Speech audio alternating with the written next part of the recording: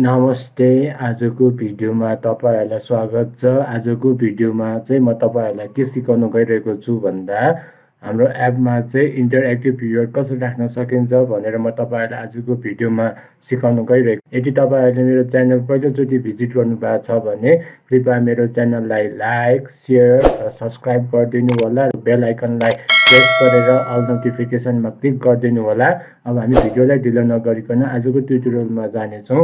आजको ट्युटोरियलमा चाहिँ म तपाईहरुलाई के सिकाउन गइरहेको छु भन्दाखेरि हाम्रो एपमा चाहिँ इन्टरएक्टिभ भ्युअर कसरी राख्न सकिन्छ भनेर म तपाईहरुलाई सिकाउन गइरहेको छु। र पहिला तपाईहरुले इन्टरएक्टिभ भ्युअर भनेको के हो तपाईले त्यो बुझ्नुपर्ने हुन्छ। इन्टरएक्टिभ भ्युअर भनेको सिम्पली तपाईहरुले के बुझ्नुहोस् भन्दाखेरि यो भनेको चाहिँ अब कुनै पनि इमेजलाई चाहिँ तपाईहरुले जुम इन जुम आउट र इभन दो तपाईले इमेजलाई चाहिँ ट्र्याक गर्नु भनेको नै इन्टरएक्टिभ भ्युअर भन्न सकिन्छ। बेसिकली यो इन्टरएक्टिभ भ्युअर भनेको यो यसको लेटेस्ट रिलिज भनेको फ्लटर 1.2 मात्र आएको हो। त्यही भएर यो भर्खर नयाँ विजिट भएको कारणले चाहिँ यसको फिचर्सहरु पनि एकदम राम्रो छ। र अब इन्टरएक्टिभ भ्युअर कसरी युज गर्न सकिन्छ हाम्रो एपमा भनेर चाहिँ म तपाईहरुलाई सिकाउन गइरहेको छु। एउटा सानो इन्टरएक्टिभ भ्युअरको एउटा सानो डेमो देखाउन गइरहेको छु। यहाँ साइडमा तपाईले मोबाइलको लाइभ रिभ्यू पनि तपाईले देख्नु भइसकेको छ। इन्टरएक्टिभ भ्युअर भनेको सिम्पली मैले तपाईलाई अघि पनि भनिसकेको छु।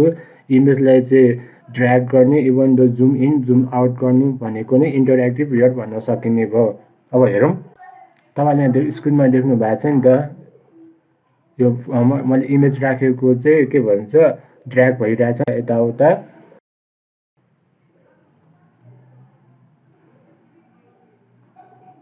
र इमेजलाई चाहिँ मैले जुम पनि गर्न सकिन्छ। इमेजलाई जुम आउट पनि गर्न सकिन्छ। अब त्यो कसरी भन्दाखेरि तपाईले यसमा दुईटा फिङ्गरले टच गर्नुपर्ने हुन्छ।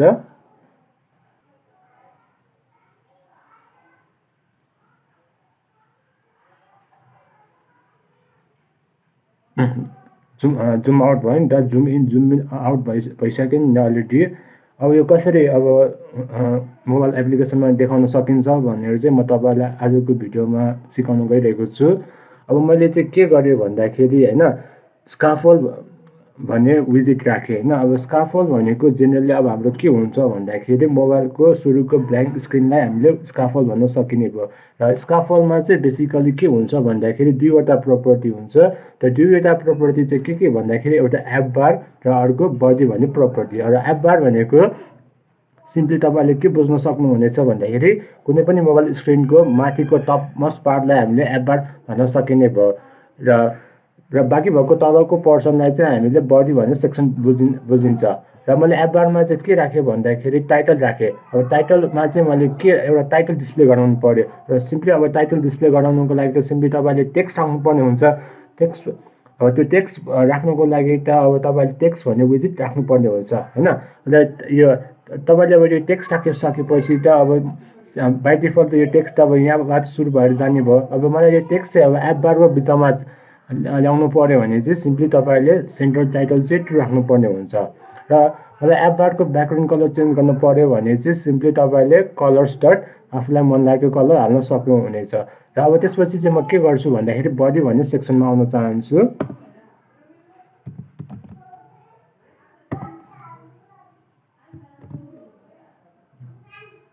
र बडीमा चाहिँ म के गर्छु भन्दाखेरि कन्टेनर भन्ने विजिट रिटर्न राख्न चाहन्छु। र कन्टेनरमा चाहिँ म के राख्छु भन्दाखेरि चाल भन्ने प्रपर्टी राख्न चाहन्छु। र चालमा चाहिँ म के युज गर्छु भन्दाखेरि सेन्टर भन्ने विजिट युज गर्न चाहन्छु। र सेन्टरमा चाहिँ म फेरि यसले एउटा चाल भन्ने प्रपर्टी लिने भयो। र चालमा चाहिँ म के युज गर्छु भन्दाखेरि इमेज डट एसेट युज गर्न चाहन्छु। अब एसेट फोल्डरबाट हामीले फाइल राख्नु पर्यो नि त, पिक्चर राख्नु पर्यो नि त। त्यही भएर यहाँ एसेट इमेज डट एसेट राख्नुपर्ने हुन्छ। यसमा नेम चाहिँ तपाईले के राख्नुपर्ने हुन्छ भन्दाखेरि poster.yl मा गएर तपाईले यो इमेजलाई कपी गर्नुपर्ने हुन्छ।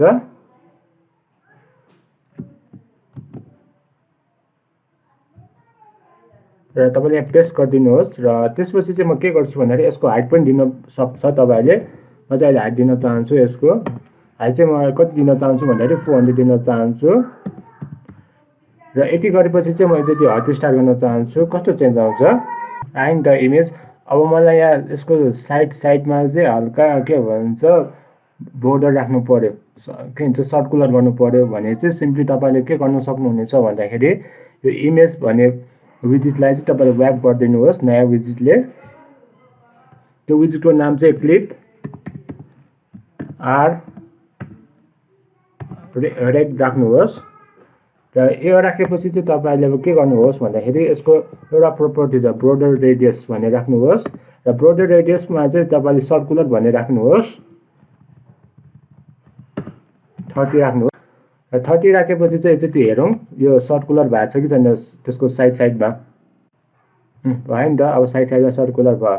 अब मलाई के गर्नु पर्यो भन्दाखेरि हैन अब इमेजलाई चाहिँ अब ड्र्याग एन्ड ड्रप गर्नु पर्यो, even zoom in and zoom out गर्नु पर्यो। अब त्यो कसरी गर्ने भन्दाखेरि सिम्पली तपाईँले के गर्नुहोस् भन्दाखेरि यो इमेज भन्ने प्रोपर्टीमा फेरि एकचोटि जानुहोस् हैन। र इमेज भन्ने प्रोपर्टीमा चाहिँ तपाईँले एकचोटि नयाँ विजिट ऱ्याप गरिदिनुहोस्। र त्यो नयाँ विजिट भनेको के हो भन्दाखेरि इन्टरएक्टिभ भ्युअर राख्नुहोस्।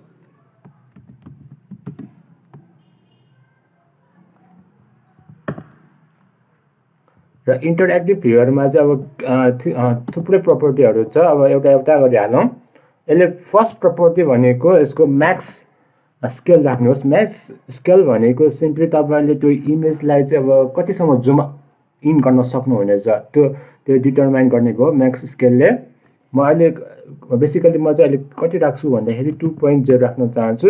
बेसिकली यो डबल भन्नेमा लिने भयो। र अर्को प्रोपर्टी चाहिँ म के राख्छु भन्दाखेरि मेन स्केल राख्न चाहन्छु। र मेन स्केल भनेको तपाईँले त्यो इमेजलाई चाहिँ जुम आउट गर्नु भने कति जुम आउट गर्नु त्यसलाई नै हामीले मेन स्केल भन्न सकिने भयो। र मैले अहिले बेसिकली चाहिँ कति राख्छु भन्दाखेरि 0.1 राख्न चाहन्छु। यो 0.1 भनेको बेसिकली 10% भयो। 10%ले चाहिँ जुम आउट गर्ने भयो। र म अर्को प्रोपर्टी के राख्छु भन्दाखेरि मार्जिन राख्न चाहन्छु। बाउन्ड्री मार्जिन तपाईँले यदि राख्नु भएन भने चाहिँ सिम्पली त्यहाँ तपाईँले त्यो के भन्छ त्यहाँ ड्र्याग गर्नु अलिक गाह्रो हुन्छ। त्यो भएर चाहिँ तपाईँले यो बाउन्ड्री मार्जिन पनि राख्नुपर्ने हुन्छ। बाउन्ड्री मार्जिन राखेन भने चाहिँ तपाईँले त्यो जुम इन जुम आउट त्यहाँ देखाउँदैन। त्यही भएर चाहिँ तपाईँले राख्नुपर्ने हुन्छ कम्पलसरी। यसमा चाहिँ एज इन्सेक अल राख्नुहोस्। र यसको भ्यालुको ठाउँमा चाहिँ डबल डट इन्फिनिटी राख्नुहोस्। र यति गरेपछि चाहिँ म अर्को प्रोपर्टी राख्न चाहन्छु। त्यो प्रोपर्टीको नाम चाहिँ म के युज गर्छु भन्दाखेरि ट्रान्सफर्मेसन कन्ट्रोल युज गर्न चाहन्छु। अब यो ट्रान्सफर्मेसन कन्ट्रोलले चाहिँ के गर्छ भन्दाखेरि अब हाम्रो इमेजलाई चाहिँ कुन साइजमा राख्ने भनेर चाहिँ यसले डिटरमाइन गर्ने भयो। तपाईँले अब त्यो इमेजलाई चाहिँ अब रिसाइज गर्नुहुन्छ नि, अब त्यसलाई ओरिजिनल साइजमा ल्याउनुको लागि त तपाईँले यो ट्रान्सफर्मेसन कन्ट्रोल राख्नुपर्ने हुन्छ। अब यसमा चाहिँ तपाईँले के राख्नुहोस् भन्दाखेरि माथि तपाईँले यसलाई डिक्लेयर गर्नुहोस्। यहाँ तपाईँले ट्रान्सफर्मेसन कन्ट्रोल राख्नुहोस्। यहाँ तपाईँले कन्ट्रोल राख्नुहोस्। सरी, यहाँ ट्रान्सफर्मेसन कन्ट्रोलर भनेर राख्नुहोस्। यहाँ सेमिकलन राख्नुहोस्। अब यो कन्ट्रोल भनेको त हाम्रो भेरिएबल भयो नि त। अब त त्यही भएर यहाँ तपाईँले यहाँ पास गर्नुपर्ने हुन्छ।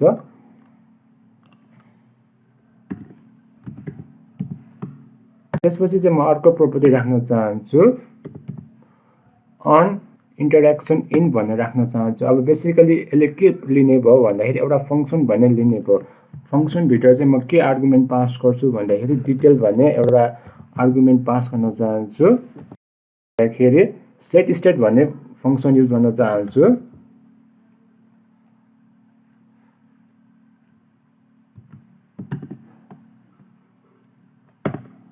र सेट स्टेटमा चाहिँ म के गर्छु भन्दाखेरि यसमा म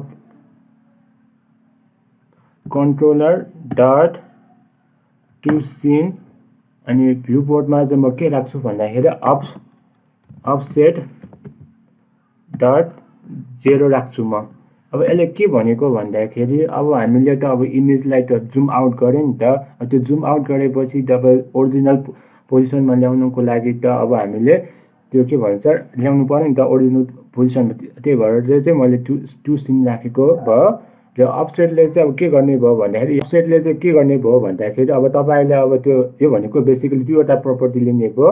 एक्स एक्सिसमा कति जाने र वाइ एक्सिसमा कति जाने भनेर त्यही भएर यहाँ डाइरेक्ट 0 राख्नुको कारण यो इनिसियल पोजिसनमा ल्याउनु हो। त्यही भएर अब यति गरेपछि चाहिँ म के गर्छु भन्दाखेरि एकचोटि हट रिस्टार्ट गर्न चाहन्छु। कस्तो चेन्ज आउँछ हेरौँ। फोटो आयो होइन। अब म यसलाई के गर्छु भन्दाखेरि ड्र्याग गर्छु, जान्छ कि हुन्छ कि हुँदैन।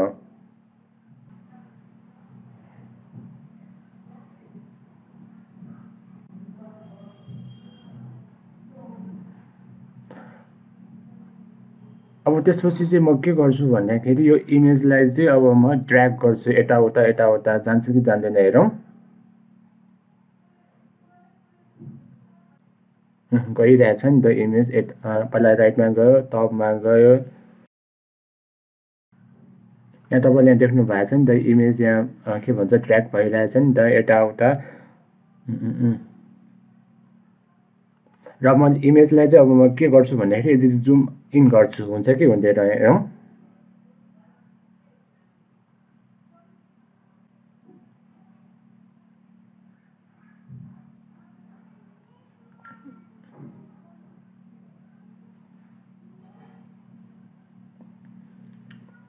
जुम इन भयो नि त। अब जुम इनलाई पनि अब मैले यताउता ड्र्याग गर्न सक्छ बिस्तारै। र म यदि जुम आउट गर्छु, अब जुम आउट पनि भयो नि त। अब जुम आउटमा पनि मैले यो इमेजलाई चाहिँ यताउता ड्र्याग गर्न सकिन्छ इजिली, जुन चाहिँ तपाईँले अलरेडी देख्नु भइसकेको छ। आई होप अब तपाईँहरूले इन्टरेक्टिभ पिरियड भनेको अलरेडी बुझिसकेको हुनुपर्नेछ। इन्टरेक्टिभ पिरियड भनेको तपाईँहरूले सिम्पली के बुझ्नुहोस् भन्दाखेरि अब कुनै पनि इमेजलाई चाहिँ अब मुभ यताउता अनि त्यसलाई जुम इन जुम आउट गर्नु भनेको नै इन्टरेक्टिभ पिरियड भन्न सकिने भयो। आई होप अब यदि तपाईँहरूमा केही प्रब्लम आएमा कोड गर्दाखेरि तल कमेन्ट बक्समा कमेन्ट गर्नुहोस् र म त्यसको रिप्लाई दिनेछु। र आजलाई चाहिँ यति, धन्यवाद।